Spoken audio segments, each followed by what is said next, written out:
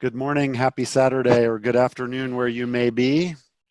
We have a great session planned for you today. Lee is going to talk about aggression and exhaustion, traded volume, more real good digging down deep order flow stuff. So here's the way it's going to go. He's going to do the presentation. Pretty much we're just going to roll through it. Then at the end, we'll do Q&A. So please post questions as you have them in the chat box. I will keep track of them and curate them. And then at the end, we'll have Q&A for as long as we need to. If there's any technical issues, please post those immediately. For example, if you don't have sound, if it's a problem everybody's having, I will intervene. Otherwise, I will respond to you privately. And without further ado, all the way from the United Kingdom, newly liberated from Europe, Lee Harris. Thanks, Jeff. Newly liberated from Meghan Markle as well. So, hello everybody, Lee Harris here. Today what we're going to do is the first in what will be a couple of sessions where we start to dive into the raw data that's in the footprint. And we're going to do this as a precursor. So the precursor really to looking at some of the setups that we can use based upon the footprint and based upon some of the market structure. But it's important to make sure we got the basics down as to how we can read what's going on within the raw data. And the raw data we're going to look at is what is most apparent in the footprint. It's the traded volume and its aggression and exhaustion. In other words, when aggression runs out. And we can think of this as understanding what's going on when traders show their hand. So we've got the normal disclaimers. This is for education only. There's no advice here. Examples may not be provable, etc. Don't trade if you're of a nervous disposition, and only trade with money that you can afford to lose. So what I'm going to cover is how we can use the footprint to really see the actions of traders that have just occurred. This is popular information that's probably been publicized since about 2013, 2014, when Market Delta first provided the ability to show diagonal imbalances, and I'll explain that in a bit more detail as we go through. Then I'm going to go through how we can act on this information. I like to think of it as reacting to the actions or reacting to the reactions, and we'll get into those subtleties.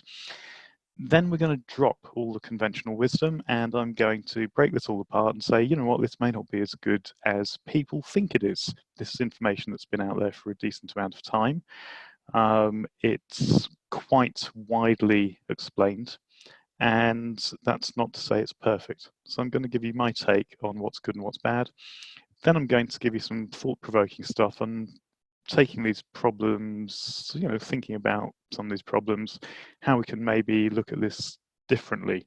And this is a first pass. I'm going to have some more advanced material in a couple of months' time as to how we can look at the actions of traders differently. And we'll look at some of the mechanics of these processes and also how we can finesse our understanding. Then at the end, we'll do Q&A and general discussion and wrap up. So without any further ado, let's understand how we can identify aggression within a footprint. And I would imagine that everybody on the webinar today knows this. The point behind reading a footprint and why numbers appear in red or green is we are looking at the ratios diagonally between volume that traded on the bid and the ask, so what happened on the inside market, and what pretty much every platform will do is allow you to say, well, 243 divided by 51 is 4 point something, therefore it's 400 and something percent of 243 versus 51. Or 84 divided by 20 is, what's that? That's 4.05, something like that, 4.02. My mental arithmetic's bad today. So that would be a 400% imbalance. And what you set that number to is configurable in your platform, but the platform is going to let you color the number in the footprint based upon the diagonal relationship between the ask side and the bid side, and the dominant diagonal number is going to get colored. And platforms may let you filter based upon, is there a minimum amount of volume that needs to be on the dominant side, or maybe is the diagonal delta, does that have to be filtered? So 84 minus 20, for example, that's 64. Maybe you would set a filter to say, well, I want the difference to be 70, then 84 wouldn't be coloured. Maybe you want to filter based upon there being a certain quantity of imbalances on the side. Here we've got 2 on the buying side, we've got 1 on the selling side. Maybe they need to be adjacent to each other. Lots of filters, lots of indicators out there that will let you filter in different ways. But the idea is we look for the diagonally dominant side according to some set of parameters or filters that we display in the platform. That's the basics of the diagonal bid-ask imbalance under whatever brand name your platform or add-on indicator is describing it, whether it's a stacked imbalance, an edge zone, whatever. There are dozens out there. It's very simple.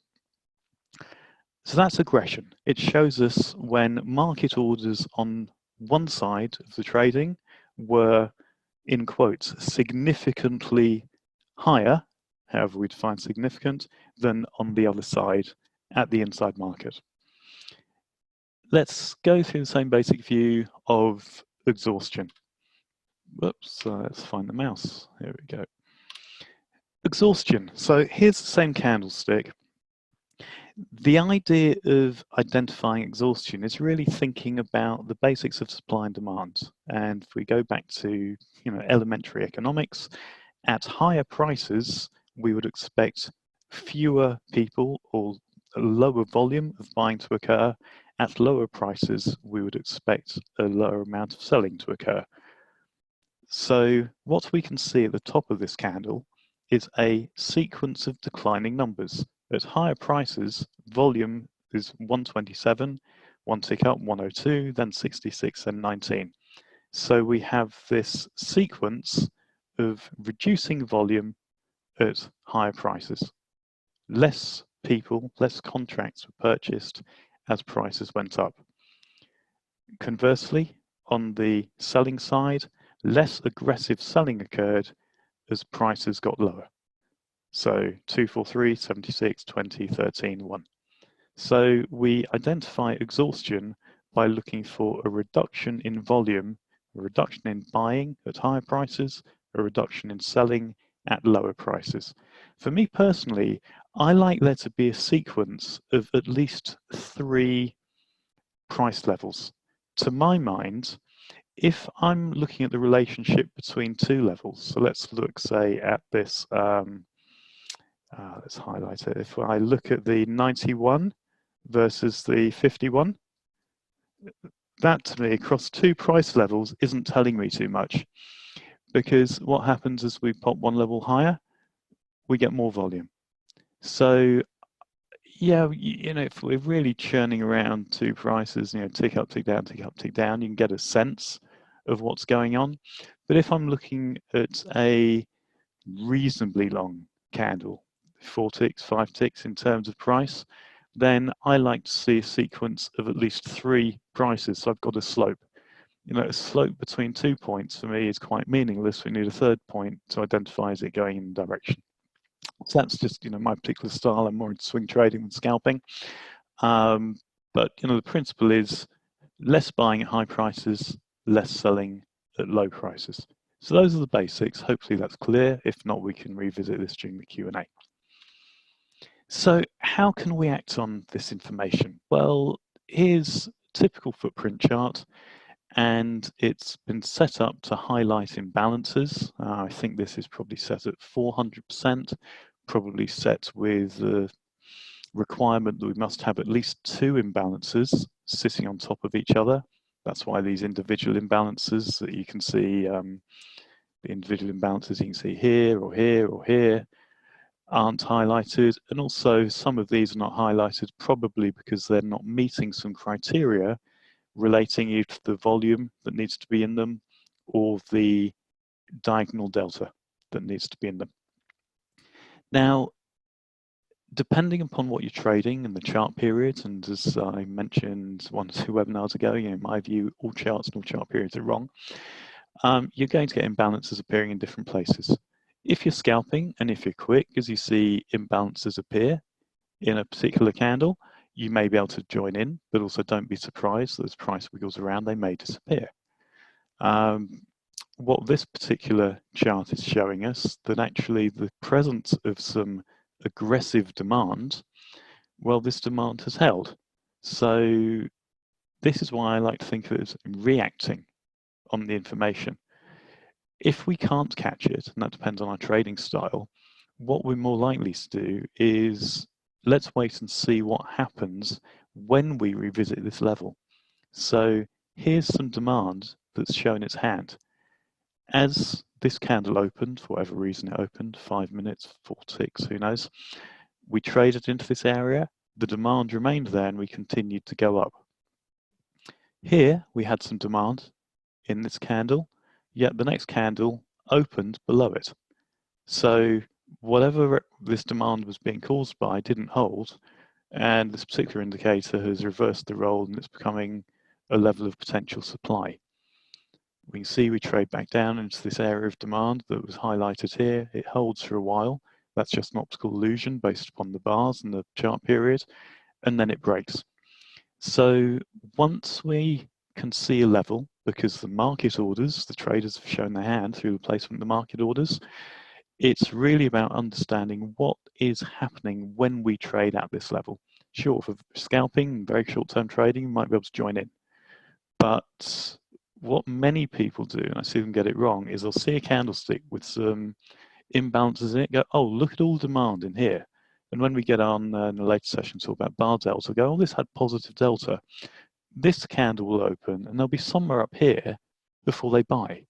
And they're in way too late. I mean, what's the good of buying up here when there's demand here? You're taking on far too much risk. So much more interesting to either get in as quickly as you can or wait and see what happens when we revisit an area where the people in the market have shown their hand because their demand is visible. Okay. And then let's consider exhaustion and also the lack of it. So what I've got here is another chart. This is a 5-minute chart. I've intentionally done a 5-minute chart for a lot of the examples here because it's as wrong as anything else, which I'm going to display. But the reason I'm using, an arbitrary time-based chart is if I was using a range chart or a reversal chart, to some extent, I'm actually distorting our view of the rotations. On a range-based chart, we're going to have really linear candles moving up and down, but each candle is going to open at the extreme of the previous candle. If it was a reversal chart, we'd get very orderly ends because we have to retrace from an end. Here, going time-based, I'm totally arbitrary as to how the rotations are occurring. My horizontal divisions have got nothing to do with the actual rotations based around price and volume. So let's use this chart to identify what's going on with exhaustion. Well, here at point 1, we've got a rotation down, and we can see we've got this pattern of reducing volume. 1, 2, 3, 4, 5 levels from 1,592 contracts. Sorry, I lie. It goes up, there's 3 levels, 1853, 1088, 132. So at 3 levels, we have got reducing volume at lower prices. We've also got some aggression on the way back up. That's something I'm going to cover in a later webinar. But we can see we rotated. Don't see why that happened. Here we go. We rotated down at point 1, and we ran out of aggressive selling at the bottom. Also, the auction finished, as we discovered last time. We've got a 0 print here. So here we opened on this candle, we went up a bit, we continued to go down, but also we exhausted at the bottom. We're running out of sellers. We can see the same pattern here. At the top of this rotation, we're running out of buyers. So we can start to get a sense of the quality of each rotation by looking for this pattern of decline, decreasing volume, sequential decline through price levels.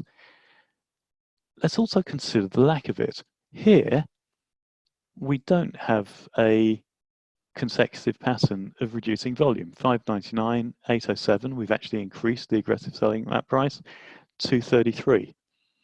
And what happens? We go lower. At 0.5, we can see something similar. We see unfinished business, like we covered in the last clinic. So the lack of exhaustion and potentially unfinished business is a good clue that we are not too low or too high. And these are the patterns to start looking for in the raw data. If you start to look for these patterns at the end of whatever bar and bar period you're looking at, you can get a sense of how the auction is playing out at these price levels. So those are the basics. It's, let's look at the ends for exhaustion, and let's consider the reaction to aggression when we go back to those levels. And this, certainly in terms of aggression, this is what you read a lot of on the internet and in indicator manuals, in reference guides. Exhaustion isn't covered to that much the same extent, but once you understand what to look for, it's quite easy. You can also use the lack of exhaustion as a tell if you're scalping. And the way I trade the Open 5A setup is I'm purely looking at the developing candle, and I'm looking for a lack of exhaustion and potentially unfinished business. So if we're rotating down and I don't see a decrease in volume, if, in other words, if I see 262 at the bottom versus 210, if I'm not getting lower volume at lower prices, I'm going to stay in my position. I'll only start to consider an exit if I start to see the volume tail off as we get lower. If I see a zero print at the bottom, I'm really going to pay attention. But assuming that I have got short with a reasonable entry, let's say, I've got short somewhere here, and I've got my stop in between where we are now and my entry, I'm just looking at the volume that's printing on the bid side, what's hitting the bid, and I'm looking for a lack of exhaustion. And really the way you train your eye is get good at looking for the pattern of exhaustion, then turn your brain the other way around and also get good at looking for the lack of it. And you can consider the lack of it as a continuation signal and use that within your momentum-based scalps as a way of assessing, should I stay in? So those are the basics. Now let's tear all this apart. I see two big problems. The first problem is, I kind of alluded to it earlier, if there's aggression within a candlestick, can you enter based upon that aggression? If you're scalping, yes, if you're quick. If you're swing trading, from most swing traders that I've seen try and act on this, they're way too late. They see a candlestick with 3-4 imbalances in it. They wait for the close of the candlestick in order to have this signal confirmed, and then they enter on the next candle. They're too far away from the level. It's far too much risk. So, the subtlety is wait for the retest.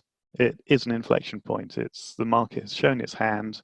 Therefore, we have got market-generated demand or supply, although all demand and supply is generated by the market. But, it's demand or supply that's been generated based upon the actions of people. It may happen to coincide with some arbitrary level, a pivot, value area boundary, who knows, but it's real because we can see it in the volume. But then much better to act on the information that we know people have declared their interest at this level. Let's see if their interest maintains as we continue. So that's more about, how to trade with it. And, there's a problem that people trade it wrong. They see it and they act on it after the fact, and they're too far away from the area. Better off to trade the reaction to these levels. But there are some fundamental further issues. First is the visibility. We're seeing these levels because market orders have traded. We can see them. Everyone that's read the market's Delta strategy guide or has an indicator that looks at imbalances can see it. So it's really known, and that means it can be gamed. Also, we know the chart period's wrong. If we look at this same set of volume on a 15-minute chart or a 4-tick reversal chart, whatever else, then the imbalances may or may not appear in the same place because the volume's going to be different. So the aggregation of volume on a given chart makes the appearance of these aggressive levels inconsistent. So, that's a problem to begin with. Then let's remember, what number are we plugging into our imbalance calculation? Are we using 400%, 300%, 600%?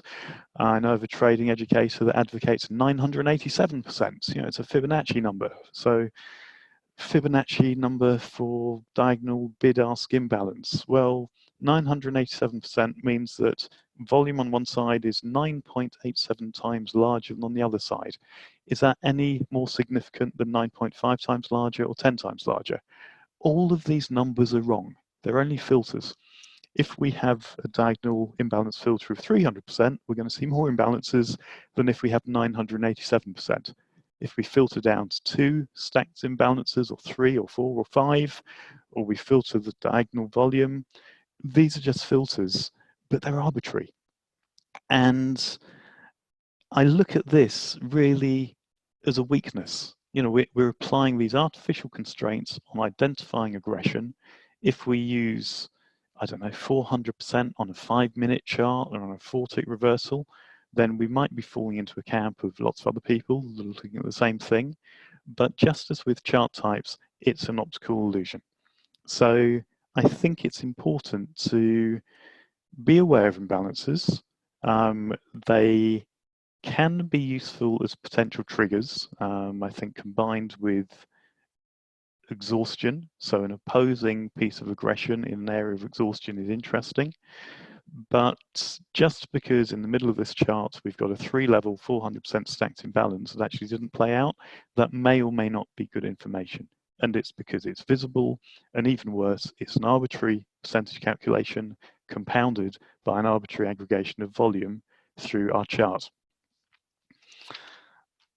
So how could we look at this a little bit differently?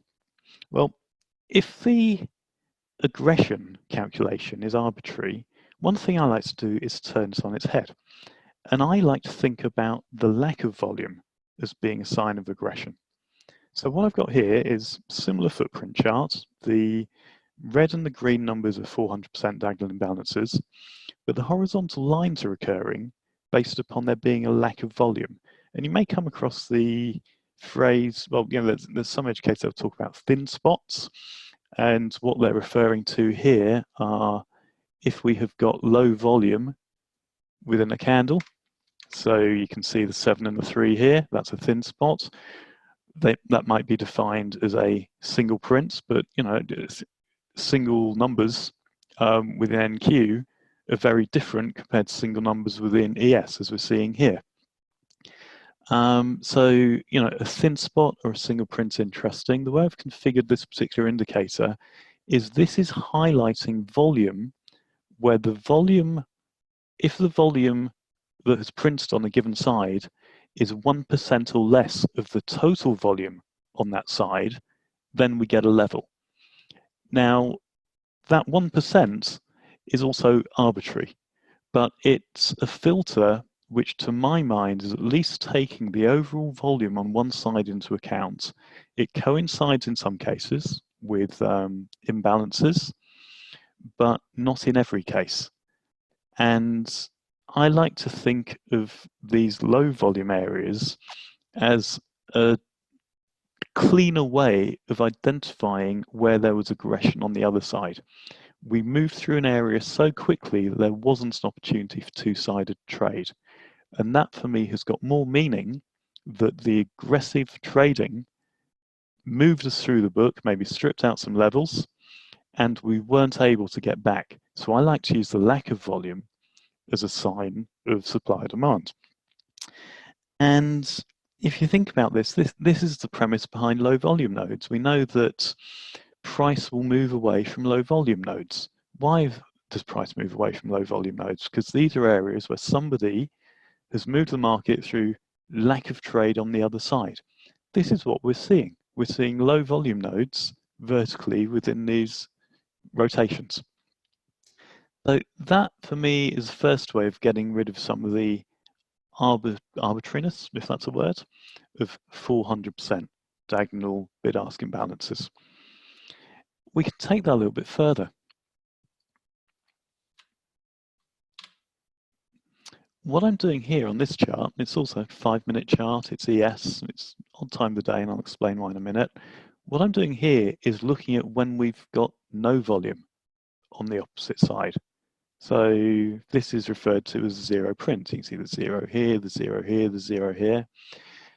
And I find these work really well as what I like to think of as stopping levels. And you can see that here. I'll go through some more examples soon. But if nothing traded on the other side, and of course this depends on the instrument that you're trading. In NQ, we can get more zero prints than in ES. It's even more significant. This also depends on the time frame, and we'll get into that in a minute. One thing that can be neat, though, is front-running this lack of volume. So I call this zero print front run, and it's a bot which I have running on ES and some other thicker markets. Now, if we look here, and I'm deliberately using this chart at the moment to explain the concept, we traded down here, we had this push through, well, 106 contracts versus zero. That was enough to enable no zero-sided trade. We couldn't get back up through it. So, okay, stupid time of day. But this aggressive supply here maintained itself. So you could regard this as an entry level. You could regard it as somewhere to trade back to, and I'll come back to some more examples of that. But what you'll see a lot of in ES, certainly on longer candles and during the day session, you really need to pay attention, is a candle will form, you'll quickly see a push down, a zero on the other side, then will pop back up within a couple of seconds, and the volume will come in. If you're really quick, you can catch it. You can throw in a limit order, either where the zero is or one tick ahead of it, and you can get a fill. And that's a nice way to either scalp or to scale in to a directional trade. And the way I configure my bot is it's always looking for this situation. It will look at any open positions I've got within the same contract. And let's say I'm short here and we push down, we get a zero print. It will throw in a limit order ahead of the zero print, and I'm scaling in based upon the position continuing. So my bot looks at my own decision for bias. So I call this setup zero print front runner, and it's one of the setups in my playbook that's in Trading Research Group, and we'll expand on this over the next weeks and months. But with that being visible on this slow overnight chart, let's zoom in and look at the behavior a bit further. So here I've got a 10-second chart. So this is kind of a bit more aligned to how we might see a slow chart bouncing up and down during the day session on ES. Look at this first candle. In 10 seconds, we auction down, we get this zero print. In the next 10 seconds, we auction up and we fill it, but then we continue, we churn around a little bit at that level, then we move down. We've got a similar situation here. We've got a zero print. This is why my bot will front run it by one tick.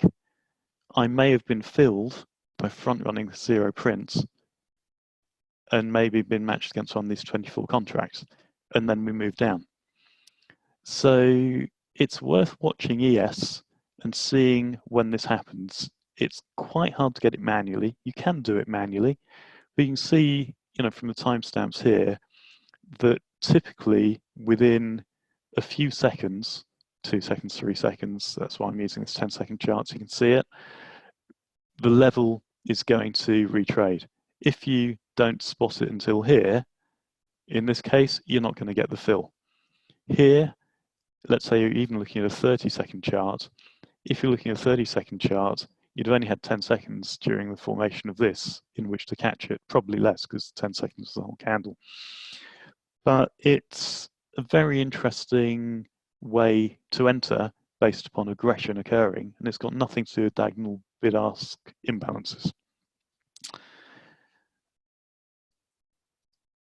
Let's think about zero prints a bit more. Here's a 30-second chart of ES, and once again, I'm just highlighting when we've got no volume printing on one side. The reason I'm using 30 seconds is to really, get this sort of scalping rotation kind of view. Now, when a candle forms and we don't fill in the zero print, you can see they act pretty effectively as stopping points. So in pretty much all of the cases where they've emerged, when we go back to it, we don't get far beyond it. So here, okay, even here we break that top one, but look at the trading the first time we get there, the first time we get there. So to my mind, you don't look to trade the retest of these. You look to front run one of these things when it first appears quickly, and that's hard. But if it maintains itself, you regard it as a stopping point and a potential exit. There's not much reward to fade it, but if you see you've got something there, if you can find something in the order flow, you've now got a very interesting place to exit a trade if you've got a reason to get in. And it's very interesting looking at quick charts and seeing how often this holds true. But we can take the same approach actually at the other end of the time frame extremes. Here's a daily chart of ES, also highlighting zero prints. Now think about this for a moment. If ES has a trading day and we've got a price level where there was no volume at a given price on one side, that's really significant. You know, ES is a thick market. So for something to occur and there to be enough aggression pushing us through, there wasn't two-sided trade, this is a significant level. And it doesn't occur that often in ES. So I run a daily chart that highlights these levels. It also tracks them over time in different quality states. So it will track them from being a level of demand. When it breaks, it will go into supply, or it will indicate the quality of how it traded and convert into, in this case, supply that's been tested and is held. And I track this over multiple cycles. So rather than just stopping here, when it's role reversed, I allow it to continue over 5 or 6 cycles. What I find amazing about this is how frequently during the day, and of course you don't see it on this daily chart because we bounce around these levels and we trade through it, you get a sense from the wicks that these levels are rarely just blasted through. If we zoom in on a faster intraday chart, these levels from week back, month back, or even many months back that have changed their role act as stopping points intraday. And for me, this kind of reinforces the significance of lack of volume as a tell of the presence of underlying supply and demand. It may be they work because algos are aware of them going back over time. As a human, I think it takes a lot of discipline to scroll back 3 months, look at the candlestick, plot it, track it over that amount of time. But I've seen enough occurrences of these things reversing their roles and coming into play again and again and again intraday, and they don't relate to anything structural. And that becomes quite fascinating. So the bit of explore your own hypothesis, explore your own homework, the thought-provoking to take away from this is pull up footprints, look at the lack of volume, look at zero prints, and see what you find that's interesting. You can use indicators to make this easier, but even without an indicator, just draw a line, draw a ray that extends, and keep an eye on it as a potentially interesting inflection point. So we've been talking about zero prints and lack of volume quite a lot. There's a little bit of mechanics and finesse though, which I want to talk through. Here you can see we've got a big run across 1, 2, 3, 4, 5, 6, 7, 8, 9 price levels, and there's a whole set of zeros. When we see this kind of pattern, this is an indication that stops have been triggered. So if stops have been triggered, what we're interested to understand is there follow through that's going to come from it? And we need to think about a bit of context. We are in the day session on ES, we're moving up to the high of the day. 9 o'clock, maybe there's a news release, it wouldn't surprise me. But the reason we see all the zeros on this side is we've got to think about the mechanics of a stop. A stop sits at the exchange, and when the price trades, the stop order converts to a market order. So what we've got here in volume is 1,000, 1,100 contracts. Maybe there's a single stop for 1,000 contracts sitting at the high or just beyond it. So when that hit the market, it stripped all the liquidity out through these levels. Now this was probably news. The move continued, then we filled in 5 minutes later. But it's important to recognize this pattern, that when you see multiple price levels, 3, 4, 5, 10, sitting on top of each other, it's a sign of stops being triggered, and you need to take into account the context of where we are, extreme of the day, century numbers, time of day, maybe it was news related. But when the poor retail traders talk about they hunted my stop, well, it's because stops are in obvious places. And why do stops get triggered? Stops provide liquidity because they convert into market orders. And if you're, let's cast our mind back to the unfinished business clinic, if you're American Airlines trading 100,000 lots of CL each month, you need liquidity in order to execute your trading plan. So your one lot stop, one tick above the high of the day wasn't hunted out, but we know there are 1,000 contracts here that were tradable. If you want to trade 1,000 contracts, you can certainly benefit from the informed assumption that there is probably liquidity sitting around an extreme. And we can see this in various instruments. That was ES. Here is CL. Look at all these zeros. Well, these zeros, where are they occurring? They're occurring right below a century number, just below 53. There's a bunch of protective stops.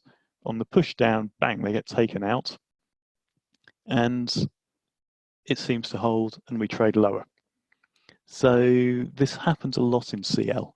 You look at CL, you'll very often see multiple levels. I mean, obviously ignore the inventory day, but look around round numbers in CL or very obvious structural levels, and you see this behavior happening a lot. Here's an example in GC, and this is an example where there's no follow through on the stops. We've got 4 levels, and that to me is, well, 4 levels at what would have been the low of the day. The low was forming here. This candlestick opened here, it traded down. Okay, it's a roundish number, but I wouldn't put as much credence on that as say 1550. But here are some stops that got triggered. People had stops below the low of the day, no follow through. So there are different ways to trade the existence of this, but it's important, I think, to distinguish between there were stops sitting here that got triggered, and then start to interpret, was there follow through or was there not? And then you can start to recognize these patterns within the footprint and get the story clear in your head as to what was going on in supply and demand. And on this GC chart, you can see, GC's, you see this as much as CL really. Here's some more zero print, it's a thinner instrument. It's overshot a bit, but you can see this sort of behavior of stopping points. And that's why I like to think of these as stopping points and something interesting to trade towards. So to really summarize, in terms of reading the actions of aggressive traders within the footprint, diagonal bid-ask imbalances are a very simple method of assessing the strength of aggressive market orders. They're well documented, they are visible to everybody, but the worst thing for me is they are based on arbitrary calculations, 400%, 980%, and subject to the arbitrary aggregation across your horizontal chart. To my mind, therefore, if you're going to be a bit more sophisticated in how you're interpreting aggression, it's very interesting to start to consider the lack of volume as a sign of aggression. But conversely, exhaustion is easy to read in the footprint raw data. We're looking for a sequence of reducing volume, and the principles it's based on are really logical. And because we're only really interested in exhaustion at price extremes, it is a lot truer compared to the arbitrary views of aggression. So that really wraps up what I have planned within this clinic. But now let's open up Q&A and get into some discussion around some of these concepts. All right, great material, Lee. Thank you very much. I have curated a couple of questions, and some of them are topics that we should try to kind of fold into general discussion too. So I thought what I would do is the following. Put up each question, allow you to answer it in the context of this presentation today, and then if I have anything to add or take away from a tangential point of view, I will do so. Okay, so the first question, this was going on in the chat very early at the beginning, and I'd like to hear your explanation. I know you and I pretty much agree on this, and we can both give ours. But the concept of older levels, we always tell people to ignore older levels and to trade what's happening now.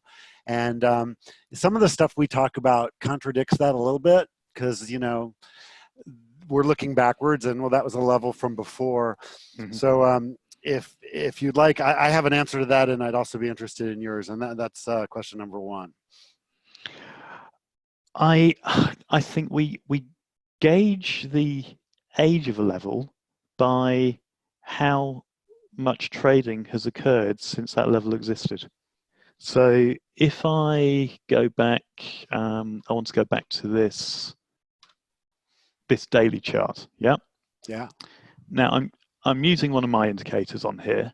I don't want to get into too much detail around what it's doing, but you can see this can be any time frame, doesn't matter. Yeah.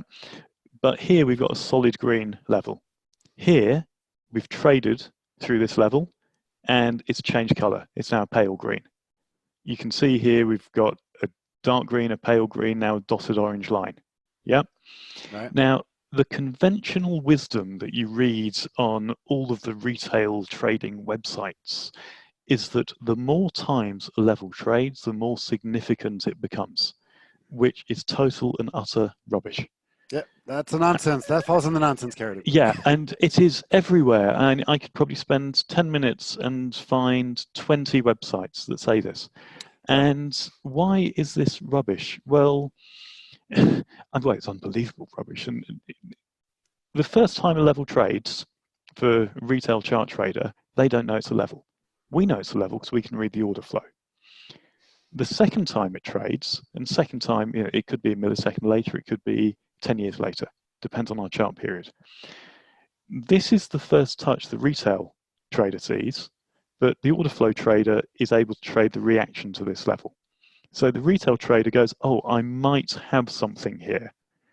The third time it trades, okay, we've got a line between 3 points. Yeah. This is a level. So they now feel very comfortable in the confirmation of this level. Yep. And they're waiting to see what happens on the fourth time, going, I'm going to go long. When it trades down here, and what happens? Boom. Yep. It does that and go, oh, my stop got hit. Why did they do that? Because all of the demands that existed here has been eroded by all of the selling going back into it. And funnily enough, great point. Funnily enough, there is not infinite supply or demand. Nobody who triggered this, maybe, I don't know, they bought 1,000 lots at market, who knows? Yep. But as they sold it up here, or this has got chipped away at, do you think they're going to go, I'm going to support this at all costs? Of course not. They've finished what happened. Yep. But the poor, naive retail trader that's had atrocious advice from his Forex broker has been told, here's your clue, wait for the confirmation, enter after the confirmation, and you will lose money. Yep. So it is the number of times that a level trades that determines its age. Now, what this visualization is doing is it is qualifying the retest of this level. So let's call this new demand. It's the first time it's appeared. The indicator is then qualifying using order flow what happened when it retraded. And depending upon this qualification, it's either going to indicate that it's held, or you know what, the demand showed that it had run out, it had exhausted. And in that case, we don't really want to lean on it. If anything, we feel more confident about it breaking. So let's look for an opportunity to go and trade through it. So in terms of old levels not being as valid, levels that have traded multiple times and from which we can gauge the quality of that trading are potentially less valid. But if we look, I don't know, if we look, let's say here, just because this level was what, 10, 20 days prior, it doesn't mean it's any less valid. Fact is, it was a big lack of volume during a daily session on ES and it's never retraded. It's really valid to understand what happens when we get back there. And whether it holds or it fails, it's an interesting level because, well, in market profile terms, it's a so it's about how often the level's traded, not its age.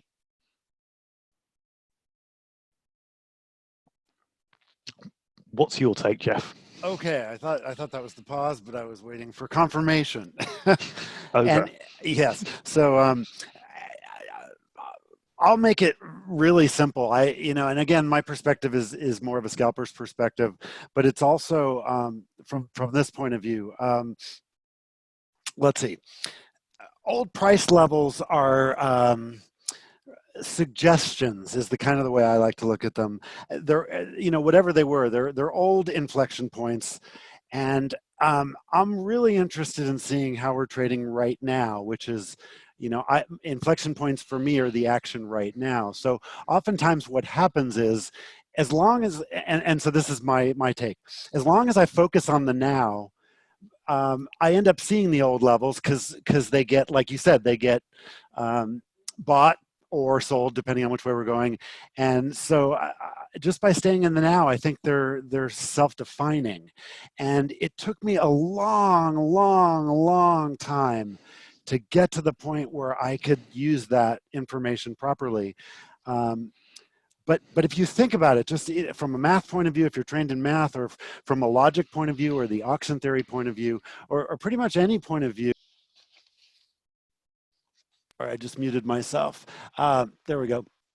At the given moment that I want to buy or sell, if that was an old level of interest, I'll see it by the aggression, and we've been talking about this the whole session.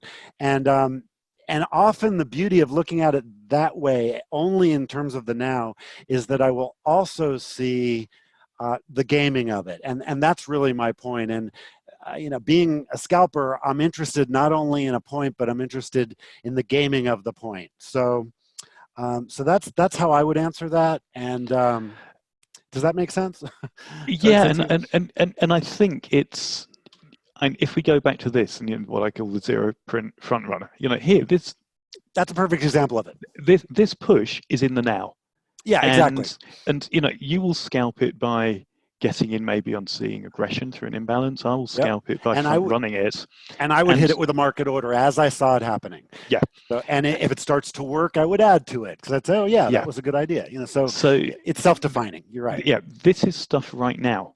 Mm-hmm. The one down here, the dotted yellow line here, this is old. It might only be 1 minute old, but in the context of now, it's old.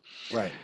Now, that's why, and I think that's why, let's reiterate it, if we have one of these things that doesn't get filled in, I'm not so interested in what happens on the retest. I'm interested in this as a potential stopping point. So I want to see what will happen when we get here, but I'm more interested in the opportunity of knowing we've got an inflection point here, which may well stop our movement. So can I find a way to trade towards it? I know where I'm going to get out. Can I find a decent way of getting in order to go and get up there? Got it. Yep. All right, I'm going to show an example on one of my charts here. So Ken, let's see. I'm going to grab the screen back here. So, and let's see. Are we seeing my my footprint? Anybody? Yep. Okay, we are. Okay. I don't know what this waiting room thing is. Sorry for those of you that are coming and going and getting stuck in a waiting room. That seems to be turning itself on. As soon as I see you, I let you in. Okay, this is a really good example of, actually there's a few of them here, but I saw one as you were talking about zero prints. If you look, let's see if we can, well, I can't really make it bigger. I'll use the cross hairs. So this was the move up right into the close on Friday. And this is an old setup of mine that I have not shared much with you on, anybody on actually in this group, but right after New York closes, you get the kind of settlement, and the futures traders trade for a little longer, as everybody knows. And anyway, sometimes this is a 5-minute footprint, but you see the kind of behavior that Lee was talking about. And as a scalper, this is how I look at it. You know, we've had this move up into the close that we had, and you know, if you put that on a footprint, I mean a regular candlestick chart, you know, this is the move that we're talking about right there. Okay, so that was happening, and like I said, this is Friday, and then right when you get up there, you know, the volume gets real high, and you know, we're getting into the close and people are taking their positions off for the weekend, and you can see the delta just kind of flattens out and it's negative, and the day's pretty much over. And then this is a place I've noticed the zero print stuff, and I've traded it, where I'll see it right here and right here on a level, and then I'll see another one that we go below, and so that is a sell side diagonal imbalance. That's what my footprint shows. That's what all these pinks are. So on that 5-minute right there, I see that happening, but I'm watching the dome, but I've been seeing it over on the footprint. Remember, you know, this is over on my left side on my portrait monitor, and I see that, and I get in there with a market order as fast as I can, because this is typical. All these longs have to take profits, and they haven't yet. So they're starting to here, but then all of a sudden everybody has to do it at once. It's musical chairs. And this is a scalper's dream, for there to be musical chairs and for you to sell or buy to them when they have to buy or sell. So this is an opportunity to grab a 10-second trade, you know, for, look at this, what is that, 82 down to 80? You know, that's a nice 2-pointer. And it's a slam dunk, because, you know, you enter here on a market order, you know, or here on a market, and your stop is here, okay? So, and you do not look for confirmation. Confirmation, by the time you see it, the trade's over, you know, as Lee said. So anyway, that's an example of the same idea. And again, look for nuggets in these presentations, guys. That's one I got out of it. You know, I'd watched that zero print thing before just as a scalper, but I never really put in my mind the setup. And it's a great setup. And I could easily code that to work with my HMOMO, because it is a form of HMOMO, right? Right, Lee? Yeah, and absolutely. And you know, however you want to filter it, to test it, it could be, well, if I see 2 consecutive zero prints on ES, join in and go for 1 tick and throw 10 lots at it. Yeah, and this one actually, you could literally write the algorithm right now. If you see sideways negative deltas at the close with imbalances on both sides of the tape, you literally want to take the trade whichever way it breaks, because this is the end of the move, right? This is, you hear me guys over and over talk about consolidation. This is consolidation. The move is over, but it's an up move with a lot of energy in it. Look at all the volume and the positive deltas. These guys have to get flat. It's Friday. No one's going to hold over the weekend, so there it is. And on this, Jeff, I'm presuming the 2 shorter candles with the 995, 867, that 995 and the 867 is the delta of the candle. Yeah? The color is the delta, and this is the volume. So 995 volume with a minus 323 delta. 867 volume, minus 63, etc. So yeah. Okay, so we're at increasing the top. Volume. Okay, you're at the top. There's negative delta. It's less negative on that second short candle, but it's still negative. And one thing I'll get into in a later clinic is, you know, how we read delta horizontally across candles. But we can think of delta across candles as horizontal exhaustion, because we're looking at the progression of the candles. Perfect way to put it. That is exactly right. That's what we're seeing. Yeah, you're seeing volume is tailing off. There is still more selling than buying. Nice way of explaining it in English. So we have a sign of exhaustion. We're exhausting at the top. Well, if we're exhausting the top, which way are we more likely to go? Exactly. Use 1 or 2 zero prints as a trigger, boom. And particularly at the end of the day, and particularly on a Friday, particularly in this geopolitical environment, On a you know, Friday before a holiday. yeah, again, it's like this is such a no-brainer to throw a 10 lot on and just grab 2 points. And again, you can't be of the mind that setups require confirmation, and you have to see an event and just teach yourself to react to it. One of the things that I saw here too, I don't talk much about this, but this other set of numbers right here below the volume, that's what's called COT, guys. Yes, it's a blink, David. And the COT is showing kind of the high and low of the delta. And so the low of the delta is where we closed with almost no interest of buying. So that was your clue that the behavior changed. And again, you hear me say that a lot. I look for changes in behavior of the order flow. We went from really strongly moving up with a lot of buy-side imbalances to just stopping. And again, oh, wow, it's the end of the day. Oh, wow, it's the end of the week. Oh, wow, it's a holiday weekend. Oh, wow, it's a trend move up. I mean, you just don't have to be a genius to think that people are going to get out of their longs. And so you just look for any evidence of that and you jump in and take the trade. And the COT here, again, on the negative was as high as 304, closed lower than that. So this was kind of like, is it over? Not sure. The guys that were still long were saying, okay, I've got another chance, to get out. And that's what this candle is telling you. And then this one right here was the tell. We had a nice finished auction up there, then a lot of an imbalance here, 7 to 2, then a zero print, boom, there's your trade. I hear you trying to say something, Lee. Please go ahead. But we'll get into COT when we really start to examine delta, because actually COT, it's giving us a candlestick of the delta. Exactly. And all we actually care about is what was the closing delta relative to the bounds within the candlestick. We understand on price, if an up candle closes at its high and there's no wick, we understand that's strong. And COT numbers, or visualization of delta as a candlestick, gives us the same thing. But most people visualize only the closing delta within the candle. That is a great comment, and I'm bringing this up right now just to show you a piece of information, a couple of little things in a process that are part of that. One of them is about collecting information, and the other one is what Lee just did was he was telling you that he's looking at the delta versus the price impact of that delta. And that's a critical thing to keep in mind during the day, because it often tells you in advance when there's going to be a move. It was telling you right here. And, I'm sure if we blew this up, in fact, let's do that.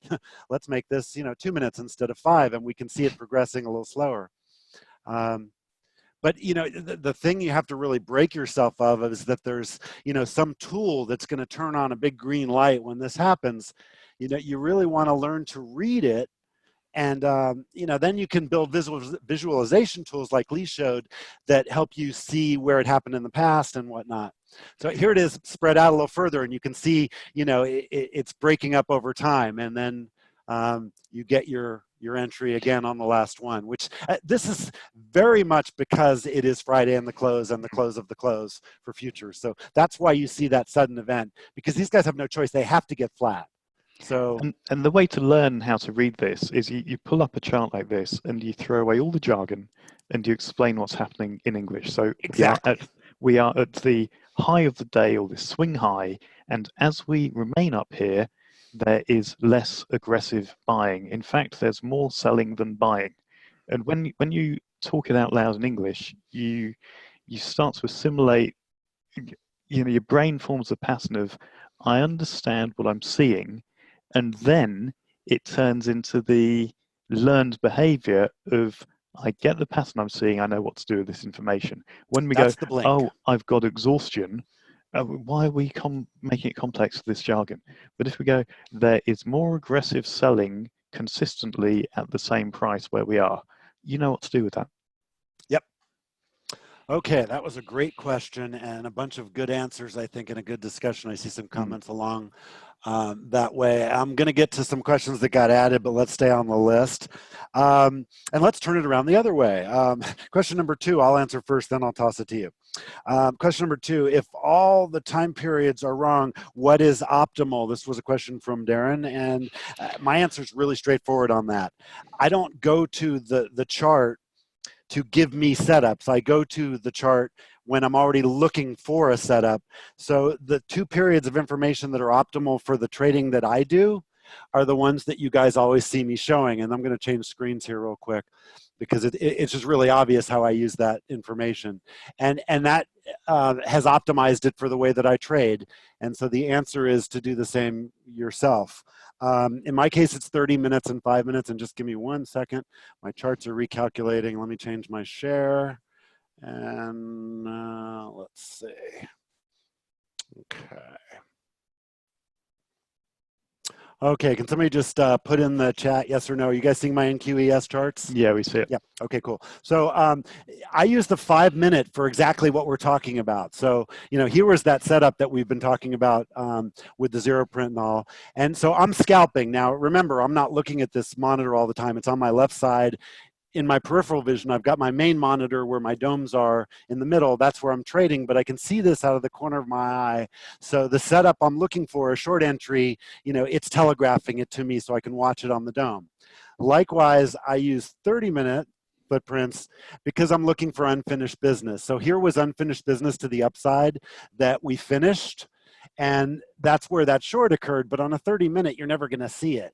It's just too big a time frame. So that's how I do it. And, it works for the setups that I have for the first hour high and low, which is, more of a wait and see setup and more of an intraday swing versus, for scalping, it gives me, here's a good example. Right here, I'm clearly watching for a long on the domes because, the energy is we had an inflection point where it got bought that they tried to sell where it got bought right here. So those are buy side imbalances. The next time we tried to sell them, didn't work. We went up, we bought them some more, so you had momentum there. So that would have shown me the second that happened, I would have been looking for long scalps over on the dome. So that's my answer. Now, Lee, I'll hand it off to you. Do you want the screen? No, I don't need the screen, Jeff. My answer's similar. Well, actually, no. The optimum footprint chart period is 3.14159 ticks on a reversal. I'm lying. It's actually whatever supports the setup, as Jeff said. So I run a session footprint so that I can assess the edges of the overnight and the day session on whatever contract I'm trading. I run a 30-minute footprint because that allows me to qualify setups which are based upon market profile structures. So I'm able to read the boundaries of each market profile rotation as well as the edges of the day. In terms of zooming in quicker than that, it doesn't matter. What matters is what is going to give me enough information as a zoomed in view to fit on a sensible amount of screen real estate. And that could be 5 minutes. Jeff would be as effective if his 5-minute ES chart was an 8 range chart. He'd see much the same information. It could be a 2-minute chart and he'd be looking at more bars horizontally. So once you move beyond charts that relate to some structure of the market, it's arbitrary. But the mistake that a lot of traders make is they pull up their charts, might be a footprint, it's set to whatever, 5-minute, 10 range, 4-tick reversal, whatever their favorite educator has recommended or they've read on futures.io, 987 tick chart, 2500 volume. And they look at that because it's, quote, right. And then they wait for the indicator, which might even be something in the footprint, to appear, and they trade it without any sense of context or setup. So the charts are there to provide more information on the setup that you're trading. Now, if I pull up a 30-minute footprint of NQ, it's meaningless. I can read an NQ footprint that's 30 seconds, then the footprint makes some sense to me in terms of the information that's in there. I could probably do a bit more research and start to look at ATR and swing rotations and all this kind of thing. And that would enable me to find a better view of NQ, but I only scalp NQ, I don't swing NQ. And I'll scalp NQ based upon my directional bias and my plan for ES, but my primary focus is ES. So it really does have to support the setup, and then nothing else matters. Okay, good. Let's see, a couple of follow-ups to that. Yes, exactly. Darren is asking, so it's relative to your needs. This is, we've gone over this and over this, but it really comes back to burning in your brain that you have to develop a process that works for you, your life, your personality, your trading style, and then develop a playbook of setups that work. And, I might trade the open 5A as a scalper. You could trade it as a swing trader or as a momentum trader. And it's really about it. So the answer to your question, Darren, is it's totally about making it your own. That's your Bubba. And just one thing to add to that, Jeff, which please just do. crossed my mind. Yeah. I've said, I will look at a 30-minute footprint because I use that to get information based upon trades around the structure of market profile. I agree with that, by the way. I do that too. That's why my 30-minute is my zoom out one, because it's the standard periods. Yeah, what I do notice is when you watch the 30-minute footprint, on the quarter hour, you see activity pick up. Things speed up every 15 minutes. Yep. And that makes sense to me because there's a lot of people trading 15-minute candles or 5-minute candles. So we have got the close of a 5-minute candle at quarter past the hour and quarter to the hour, as well as top and bottom of the hour, and close of 15-minute candles. And it happens consistently. We see things just step up for about half a minute. And you might regard it as head fakes. Now, one thing I've played with that's interesting is you pull up a chart of ES as the most liquid contract. Make it a 5-minute chart so that all the chart patterns that form are what the retail guys are looking at, and look for the head and shoulders on 5 minutes. Put MACD on it, put RSI 14 on it, put I don't know, 20 and 50 MA on it. Now, we're not going to trade based on all this TA rubbish, but what we're going to do is be aware of what a lot of people are looking at, know what they will do because they've read John Murphy, Technical Analysis of the Futures Market, and we can then play the game of they, and we can be doing the opposite of what people relying on this old stuff are hoping will happen. And then we can trade the reaction in the order flow to what happens when moving averages cross.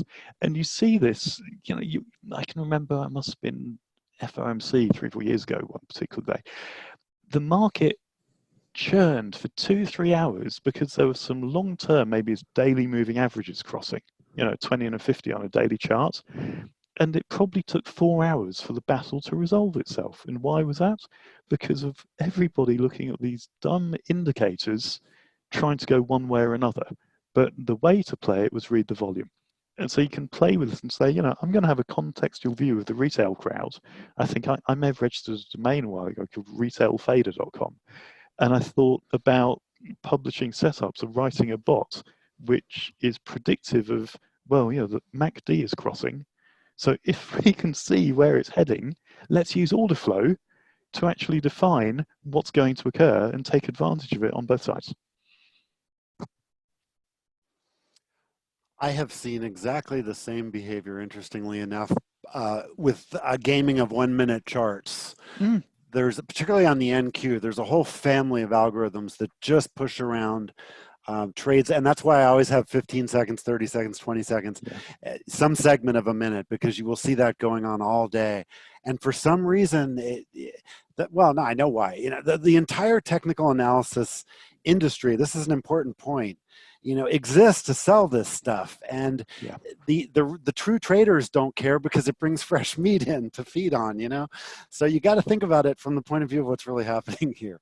All right, moving on with the questions and staying on track here. So let's see, there was one follow-up question I wanted to cover. Let's see. You made one of the things I always mention in these, in doing any webinar, whether it's one of ours or watching any, is to just look for a couple of golden nuggets and Lee threw one up that all of you should write down if you're new to order flow, or even if you're not. But I always look for one or two, and this is one of the ones I pulled out of it. And it wasn't necessarily something I didn't know, but it was just put well, and it's easy to remember. Lower volume as prices go down, is a really good exit for a short, or a way to read that, things are working the way they're supposed to, and vice versa going up. So whatever time frame you're looking at, that's a real good thing to just start teaching yourself to look for. And that might help you find the answer to your question as far as what's the optimal time frame, as you're seeing that happen. If you're watching lower volume and you're looking for a turn for an entry, for example, it's really style dependent. For me, seconds are appropriate, but for you, it might be more like 5 minutes. But the behavior of the market hasn't really changed. And Lee's point about you can find a chart to fulfill any hypothesis, that's really important as well. This stuff doesn't really mean anything if you're looking for it to tell you what to do. You have to be looking for it for information about a setup you're considering. And that flip of the sequence is so important. Okay, other questions, let's see. Steve asked, and I'm gonna let you grab this one, Lee, could you restate the concept of why low volume indicates aggression or just, does it just mean that low volume causes aggression? I may have missed the point, so could you clarify that one? Yeah, sure. It's not that low volume causes aggression. Low volume is a sign that aggression has occurred. So, in fact, I'll take the screen back, Jeff, and I'll try to illustrate on the examples. It's yours. Go. Here we go. Here we go. While you're doing that, let me answer a quick question from Darren that's a yes or no.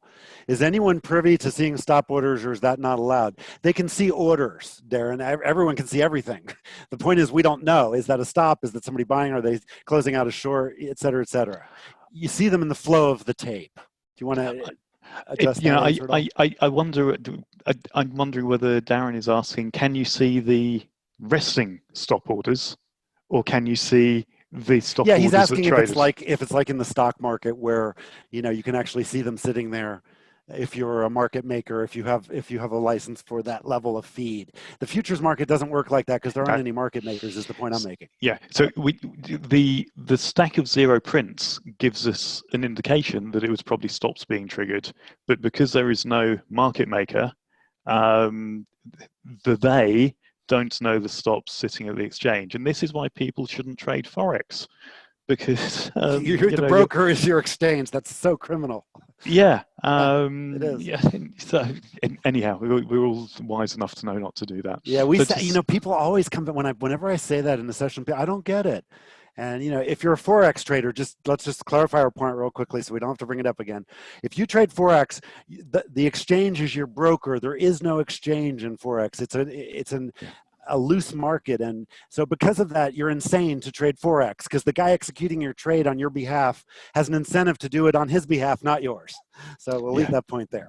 Okay, go ahead. There are many casino analogies on it, but it's not worth getting into. Okay, so on this chart, lack of volume. So lack of volume does not cause aggression. That's exactly the wrong way around. If we have a look at, let's get the highlighter. Here we go. If we think about this area here, the lack of trading on this side, the 7 and the 3, is our tell that big volume pushed us up through it. So whereas the green and the red numbers, these are very arbitrary, 400%, 987%, who cares? The fact that volume pushed its way through the book with enough power, eating up enough liquidity, there's no chance for two-sided trade to occur. That's what tells us there was aggression. So hopefully that clears it up for you, Steve. And +7 + 3 is 10, and that's 7's a lucky number. So a furu would tell you buy there. That's the kind of nonsense you hear on Twitter. It's mind-boggling. Somebody will write a bot that will do something like that, and there'll be guys, $1.99 a month subscribing to this. Oh, so, and this 7 and 3 is the 10 contracts, which we will scroll back here until we find a 10. It's this guy getting out. Right, exactly. And they'll say they know that because they have a proprietary algorithm. Yeah. So, we're teaching you how to speak furu, guys. So you understand reality and nonsense. It's a real important distinction. Okay, some other questions. Let me shoot through. Let's see. We did that one. We did that one. We did that one. Anita asks just a structural question about footprint info for Sierra. You want to take that one, Lee? I'm puzzled because Anita has Sierra. Okay. Anita, can you clarify your question, please? And I'll go on to the next question. Just type it out in more detail, please. Let's see. So, yes, Darren, you would see that in sweeps exactly. Those are sweeps. That's what they do. They sweep across price levels. And that's the term for that. And particularly on fast time frames. Sweep is typically used on the DOM or on fast charts, but that's absolutely correct. So see, you're getting it. You don't even know it. Okay, Anita's clarifying. She means the info above the bar. So what You're Jeff is indicating. showing, Jeff is showing the volume, the delta, and the COT, which actually is a phrase. That's a phrase I hate because it's Me meaningless. too. I just started using it because it's in one of my new bots, but I totally agree with you. I call it the high low of the delta. Exactly. So Sierra Chart has got delta candlesticks, which are called ask bid volume difference bars. So you can throw those below the chart. It's got the numbers bars calculated values, which will give you the same information in tabular form. So you've got maximum delta, minimum delta for each candlestick. That's the COT. And the delta is the close. You know, just keep thinking of it as a candlestick. And then with some Sierra Chart Magic, if you want to see these numbers above or below the candle, you can then push these indicator values into text values above or below the candle. So it's all there. It's just knowing how to extract it and display it within Sierra Chart. Cool. All right. There was let's see. I saw a funny comment I wanted to repeat. Oh yeah, Jerry. So Jerry said we can open a Furu channel. So if any of you end up, not succeeding as traders, just think about it. You can become Furus because you'll know enough. Or open your own binary options brokerage. I tell you what, if you look at the histories of the people selling memberships to rooms based on technical indicators, that's exactly the story. They found something that worked some of the time, and they went out to market it because they were so excited. It's not necessarily nefarious. I saw that going on with people I knew, and God, this is really cool. It happens all the time. I'm going to license it, and I'm going to help other people do it. And all they were seeing was the pattern, and they really weren't understanding edge. But they were further along than everybody else, and that was kind of how the Furu thing started. So that people were paying to get caught up, and then people started selling real nonsense because it just became social media made it possible, and that was when I stopped doing online teaching. Was around 2008 because I got so frustrated with all the BS. And it was just starting. I mean, now it's like 100 times, 1,000 times worse, million times worse. Oh, Anyway, just okay. enter Forex lifestyle into YouTube, and then you can have some real fun. Oh, and YouTube, and when traders started going on Twitch, a gaming network, and selling memberships to their live trading rooms, and then I'd go in and watch them, and they don't know what they're talking about, but they have 500 people watching or whatever. That's a really good sign that there's nonsense being marketed. So anyway, let's go back to the question list. Got that one. I just wanted to make a comment about the 10-second zero print thing. For those of you that are using Jigsaw, I would really encourage you to look for that on the depth and sales, the domes of Jigsaw, because those are footprints, and I see that a lot. And often, Lee was saying that if you're going to scalp, it's pretty hard to join that quickly. Part of it's my personality and my style, but I'm capable of doing that if I'm zoned in, and sometimes those are just the best trades. I mean, I did a couple of them in the live sessions where literally I put the trade on and it fills at the target before I have time to even explain what it was. And so if you train yourself just to watch for that order flow event, not necessarily on a footprint, but just that energy of a sweep and why it's happening and what's the context, what are we at an inflection point? Are we near the low? Are we near the overnight low? Is it a low volume area? Is it a high volume area? Is it near a significant point in the profile? If you can run that little scenario in your head quickly, you can really come up with good opportunities. And if you can't necessarily run it quickly, doesn't mean you can't trade it. It's a really good place to consider, the idea of little trading bots and your own algos. And that's exactly what Lee and I are working on for 2021, both collectively and independently. So that's a preview of coming attractions. Okay, other questions?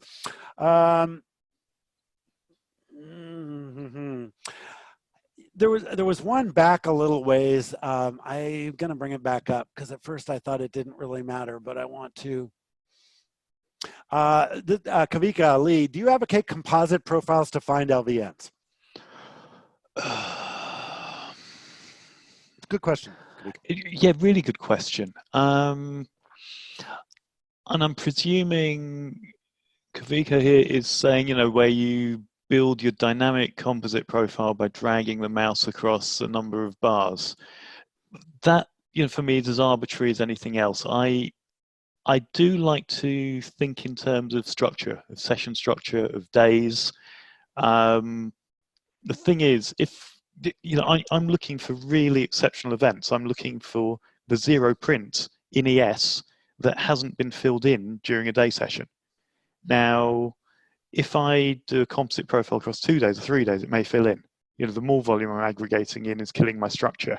So I have gone through phases where I will run a volume profile or a delta profile going back a trading year or a calendar year, but I don't really use any arbitrary composite profiles. I want to get a view that's based upon the structure of the session and the structure within the session. Okay, Vika, that answer your question, or do you have a follow-up? Please type it if you do. And let's see. There was a question just about having a follow-up for this, and it's going to be ongoing, David. The whole idea is to just continually build on knowledge. And again, for those of you that are kind of new, let me share a little bit more about that. Cool, thank you, Kavika. Look, I've said this before, but again, just to repeat, I'm old and I've been doing this a long time. Lee's not quite as old and has been doing it not quite as long time, but older than most of you and longer than most of you. And then there's, from David, who's a kid, all the way up to me. And there's a few people even older than me. The whole idea is we're trying to build a group of collective knowledge based on our foundation of knowledge, what Lee and I have, for a couple of reasons. Number one, because it's complementary. And it's also synergistic, scalping versus kind of intraday swings. And I have a very intense focused energy level, and then I go do something else, and then I come back and I do it some more, and that works. So it's a good example for you guys to find your own bubbas. And you're also seeing at the same time the development of at least 25 other people that came over from the workshop, and they're in various stages of Bubba development and expertise, and many of them are in places where they can help some of you even more than us, maybe, because what you're experiencing, they just went through. So that's the idea of what we're doing here. So answering your question, David, is we want to do it all the time in the Slack, in the groups. Tomorrow I'm doing office hours. For those of you that don't know what office hours are, it's literally just open Q&A. I'm just here, and I ask me anything you want. I prefer not to do a lot of technical support, but quick answers to questions like that I'll do too. But mostly really, just go ahead, Lee. So for today, I think there is now permission to use the phrase exhaustion in our conversation, because we have gone through what it is. But this is really putting a foundation in place for some concepts and even some shorthand phrases that we might use to describe these concepts, but then armed with this as a foundation, which is why this will be posted in the library tomorrow, so you can rewatch it in 15 minutes by running it 4 times real speed. Then I'm able to go through setups and say, now let's look at the ZPFR setup. Or if I look at one of my other setups, it was predicated on this. If you don't know what this is, I'm going to direct you back to the session today in order to get your fundamental understanding of this. And for those of you on my side of the pond, Z is a Z. I cross mine, which, just to confuse you further, if you ever see my handwriting, I have cross Z's and cross zeros as well. That's the math stuff. Who said Zedstead? Zed, yeah, that's a Z. That Zephyr. That's a Zephyr setup. And by the way, have fun with remembering mnemonics like that in your trading, like HMOMO. And I told you the story. I'll tell everyone once again real quickly. Linda Rasky told me at a Top Step meeting I was at that she and her husband have hundreds of them. Her husband is Damon, and another good trader. And one of them is an abbreviation. I can't remember the abbreviation. It's very funny, but it basically is that the queen has no power after 10 p.m. because they don't want to have no marriage. So they turn off all the devices at 10 p.m. So, if he wants a reminder of that, he'll just walk in the room and say, the queen's power is going off now. And, it's a great way to just force yourself into ritual that is profitable. And Linda has managed billions of dollars. She's as good as they get at scalping, at swing trading, you name it. She's the artist. And, you can't look at something like, oh, that's silly, I'm not going to do that. No, that's how you get good at doing this, is you create that. So I wanted to make sure you all understood that. Okay. Without, do we, let's see, where are we at? We're at just about 11, so hour and a half. Do you have anything you want to add overall to your presentation or to the Q&A at this point, Lee? I think we've covered all of the questions. Yeah, and I Missed think one, we've somebody repeat it. and I think we've covered the scope of what I wanted to cover. I'm planning 2, possibly 3 more sessions in this style. One of them is going to get pretty deep on delta at price, and that's going to be a bit of a brain stretch. But once we've done those over the next few weeks, then we'll be getting much more into my playbook and my setups to complement Jeff's. So kind of, bear with this material for another 2 or 3 sessions, and then we can get into the application of it. Cool, that's good info. Also, I'm working on a couple of things. I saw some people talking about sharing drills. I know Amy shared a link to the Squawk Guy's drill page, which is a good page. He has good drills. Not a fan of that software at all, or that idea, unless you're maybe in a prop firm under certain circumstances. But I do like those drills, and I am going to do a session on drills.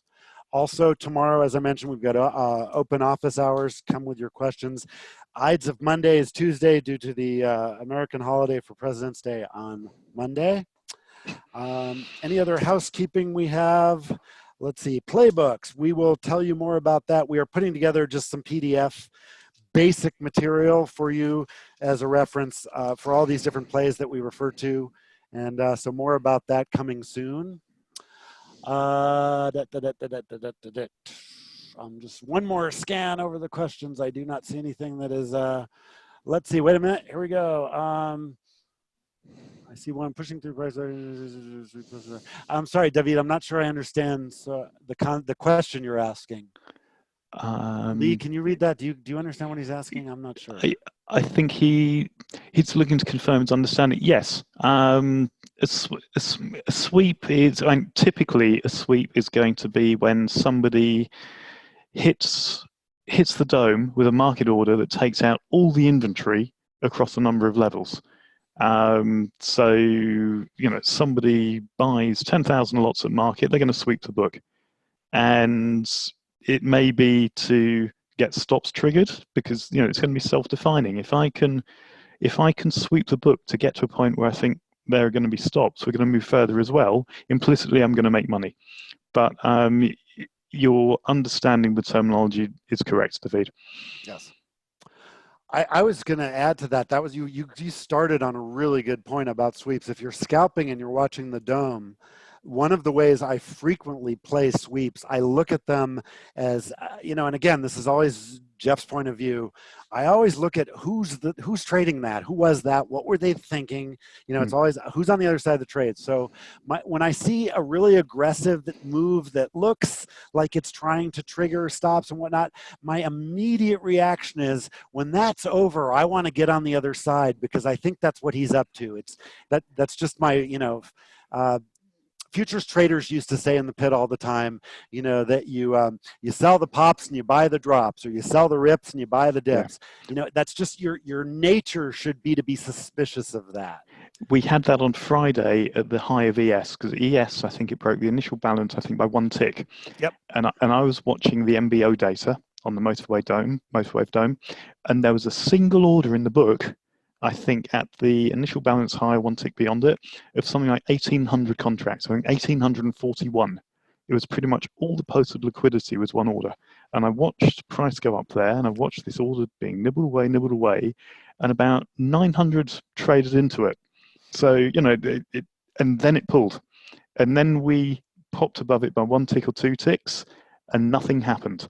Now, whether that 1,800 order was opening or closing, we don't know, but it was real. So half of it traded. It could have been somebody wanted to close out 900 lots, but they put a bigger order there.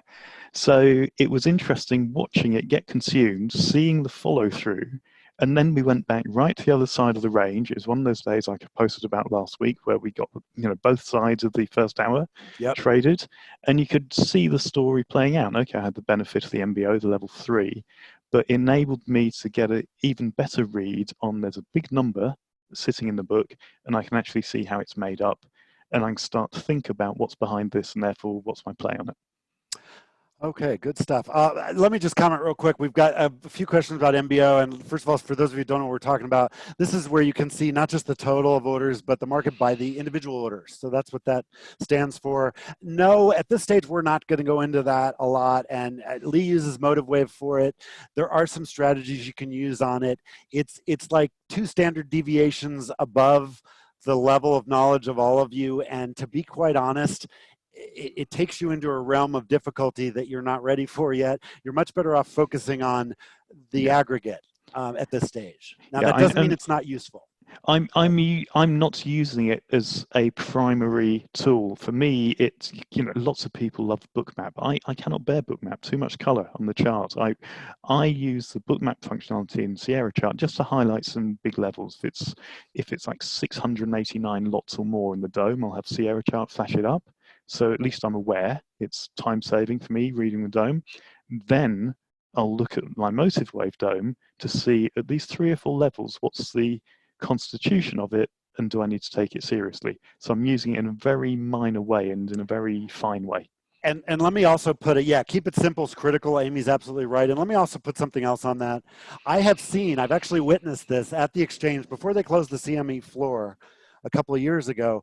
I saw guys putting on trades from the booths and from their offices with interns, and this is totally legal. I can go put trades on in ES and NQ, and MES didn't exist then, but the big contract did, so you could say SP and ES, and the idea being you could literally play both sides of the trade at the same time. So for example, that information that you say, well, that's one big player, that's trying to sell 800 or whatever, that guy could be putting 800 more on, but he's doing it on the mini contract and his trading assistant's doing it across the room. And so they're literally legally gaming the trade just by virtue of market structure and arbitrage. And so it's really important not to try to think that you can find some nugget of information if you go deep enough down that will be the secret thing, because that was the energy that I felt when you brought up, the MBO and Motive Wave. All of a sudden everybody, oh wow, there's something, I want to learn more about that. And guys, that's why I'm doing that. Yeah, it is spoofing, Brent. And that's why I'm warning you, is that you're getting caught up in that idea that there's something really, that no one else knows there. And understand that if there would be guys further along that know how to game the fact that no one else knows it. I literally watched that happening on the trading floor at the CME. I mean, I would sit in a room. Hang on, I give one example of this. I would sit in a room and I would hear a guy say, okay, bid 1,000 on the floor for the SP. And at the exact same moment, okay, he's asked 1,000 on the ES, and then he does it 4 times. And, it's literally, he's on both sides of the trade, and all he was doing was making the spread. And it would have looked like there was this tremendous amount of aggression, but the reality was it was bullshit. And it wasn't spoofing. He was actually trading. So, and he may be getting rewarded for being a, quote, liquidity provider. He was getting, he was getting paid for order flow by the exchange, absolutely. Yeah. Yep. So for me, when I'm interested in the MBO data, just know if someone's prepared to show their hand in the book, because it is visible, my 60 Motive Wave license, I can see it. I'm only interested, well, it's there. And do I want to make a note of the volume that traded against it? So this is a really minute usage of the information. I'm not looking to do anything other than just get a little bit more insight into advertised size. Is it significant advertised size in terms of one participant? And did it trade? Which is not much extra information. Good stuff. Real good stuff. Okay, is that your internet connection is unstable, Lee? We just saw that. I'll go ahead and take the screen share off. And let's see. Oh wait, you have to, no wait, sorry, the famous disappearing toolbar. I don't know where Zoom went. Here it is, okay. Oh, can you just give it back to me? There we go, thank you, okay. We'll put this one up. All right, so you guys should just have my black desktop right now. And let's see, there was one other thing that came up in that conversation. I don't know if it was a question that I wanted to just comment on. Let me just scroll back just a bit. Oh, you know what? While we're talking about footprints, just a housekeeping thing I had in my notes here. I want to remind everybody, if you are using MZ Pack, they issued an update that changes the colors of imbalances and whatnot. I have corrected it back to the way I had it, and with the update, which is a good update. It's a great update. It's much more performance oriented. But if you want to use the same templates I'm using, I will post them as soon as we're done here. You can correct your or update your stuff, or you can use it the way they have it. What they changed, and this is interesting, I'll give you 2 seconds on it. What they changed was, see, I like to look at imbalances the same way I look at the dome or a chart, where, on these red is sell side and green is buy side. But on my domes, as you've noticed, and on my footprints, I like to use pink and blue because it keeps me from thinking in terms of buying and selling and just more in terms of ask and bid. And so what they changed was they changed the places where, for example, right here where you see there's little buy-side imbalances, it shows those as green as support. And I just changed it back to match the colors of my imbalances. So that's what MZPAC changed. I understand what they're thinking. It just, if you want to be consistent with me, I will make that available. Also, one other piece of housekeeping I had here was, let's see, it was about next week. We talked about the schedule. Hold on, I'm just looking through sheets of crap. Well, a friend's cat is pushing stuff off the desk. And if you have cats, you understand. Cats love to test gravity. It's hysterical. Oh, okay. The one other thing, housekeeping wise, I know some of you guys are new and, oh, this is too funny. I know some of you guys are new, and in addition to the playbook kind of general descriptions that Lee and I are putting together for you, we're also putting together some educational tracks that, instead of just relying on the workshop videos, but, that we can walk through people that are further along than before the workshop, but maybe have seen those videos. So fast, like boot camp kind of stuff that, we're not sure how we're going to do that. But again, preview of coming attraction. I just wanted to make you aware of that because I know there has been some confusion from people coming in that don't understand all the language we use and whatnot. And yes, we're working on a vocabulary document and all that good stuff. We are creating it as we speak for you guys. And let's see. Yeah, realistically, it's 4 to 6 weeks away from that stuff. Most of it is going to happen sooner. What is this question about here? Let's see. Oh, Lee's footprint for Ninja. Yeah, that's a good question too. Thank you for answering that one. 4 to 6 weeks. Yes, that is true. Also, I own MZPAC license, and as far as I'm concerned, it's what, $100 or $120, and I've made far more than that using the tool. So, Lee's, I'm anxious to see it too, but I'll test it when it comes along, and that's true of anybody's. There's a bunch of footprints out there. So, good question, good answer. All right, are there any other? Yeah, no, I know I've interacted with him, Kavika. I hear you. I just, I'm doing it my way. I like, I'm all about simplicity, less is more, keeping colors consistent. To me, this is just much easier to read. And it doesn't give me, some are blue, some are pink, some are green, some are red. It just tells me, imbalance, trap seller, or trap buyer, imbalance, trap seller. Yeah, that's really all I'm interested in. And from there, I can take it myself. So, all right, any other questions overall on anything, about anything Lee did, about any of the topics we've talked about? This is, as we say at the end of meetings, does anyone have a burning desire to ask a question that just won't wait? And I do not see any. I see thank you is okay. Thank you guys for coming. Please try to come to these things live as you guys did if possible. It just makes it so much easier for us to present and understand what you're hearing and what's sinking in and what isn't. So thanks again. Thank you, everybody. Thank you to Lee coming all the way from the United Kingdom. It was a journey. But yeah, thanks, everybody. Good session. Great session. I think it was wonderful. And with that, we will end it. Have a good rest of the weekend. If you don't join us in office hours tomorrow, we will see you Tuesday for the Ides of Tuesday.